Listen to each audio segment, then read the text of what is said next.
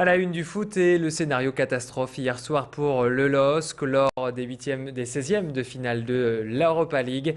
Alors que les Dogs ont mené quasiment tout le match 2-0, les Hollandais du PSV Eindhoven ont arraché le match nul en toute fin de rencontre.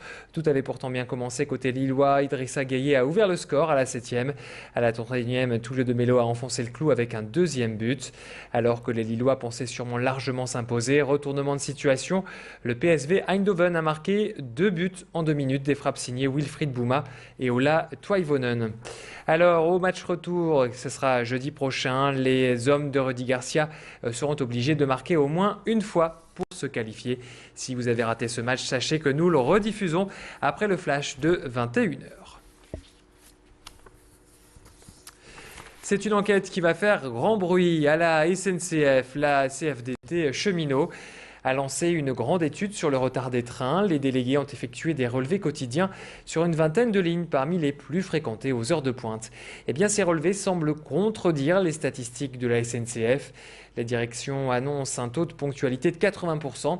Eh bien, pour la CFDT, 70% des trains accusent un retard au moins de 5 minutes.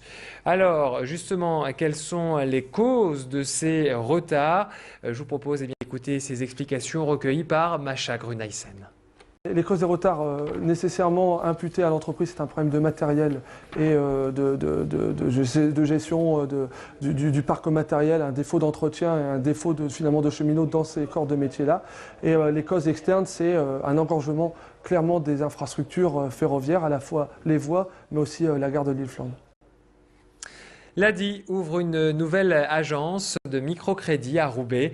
L'Association pour le droit à l'initiative économique a inauguré ce matin ce nouveau local situé Grande Rue en présence de ses partenaires, le Conseil régional et une grande banque française. Le microcrédit permet de financer des projets en prêtant de petites sommes d'argent à un taux très intéressant à des personnes en grande difficulté qui veulent lancer leur activité. Et en 6 mois, 75 microcrédits ont déjà été accordés par cette agence roubaisienne. Alors quel est le profil de ces personnes qui peuvent bénéficier d'un microcrédit? Plus d'explications au micro de Masha Grunaisen. C'est des gens qui ont une motivation pour faire quelque chose, qui ont envie de s'en sortir, qui sont souvent issus de populations qui sont exclues du travail, exclues socialement, et qui décident un jour de se lancer, de lancer leur activité et de créer leur propre emploi. Des riverains de la rue Gemap à Lille restent mobilisés contre la construction d'un immeuble. Mercredi, les membres de l'association Gemap Princesse ont déployé une banderole sur laquelle on peut lire « Chantier Villa Dauphine, arrêtons le gâchis ». Depuis le début de ces travaux, ils dénoncent la construction de ce futur immeuble qui, selon eux, pourrait provoquer des risques d'effondrement des autres bâtiments de la rue. Fin janvier, un ouvrier est mort sur le chantier, écrasé par la chute d'un mur. Depuis, les travaux sont à l'arrêt. La mairie ayant ouvert une enquête. Nous n'avons aucune nouvelle, nous ne savons pas à quoi en sont les procédures, nous ne savons pas quelle est l'intention du promoteur, nous ne savons pas quelles sont les intentions de la mairie, on ne sait pas. Donc effectivement, on est tous très en colère et on n'a vraiment pas envie que ça redémarre comme ça, gaiement, la fleur à la baïonnette. Ce qu'on souhaiterait aussi aujourd'hui, c'est qu'il y ait une révision de ce projet pour lui rendre une taille raisonnable, qu'on puisse revoir les choses et qu'on arrête de provoquer ce genre de problème. Du sport et du volley. Ce soir, le TLM reçoit 7 pour le championnat de Liga. Les Tourquenois espèrent poursuivre leur belle lancée car la semaine dernière, ils se sont imposés à Saint-Quentin. Coup d'envoi ce soir donc à 20h et juste avant ce match, le TLM organisait cet après-midi un grand job dating en partenariat avec Pôle emploi. 20 postes étaient à pourvoir, notamment chez Auchan ou Leroy Merlin. Les candidats ont eu 10 minutes, pas une de plus, pour convaincre les recruteurs armés de leur CV et de leur répartie. Le président du TLM compare ces job dating à un match de volley notamment. On va écouter Thierry Fortanet au micro de Tanguy Lecluse. Un match, il y aura des demandeurs d'emploi, il y aura des dirigeants et c'est pas lorsqu'on vient voir un match qu'on vient chercher un emploi.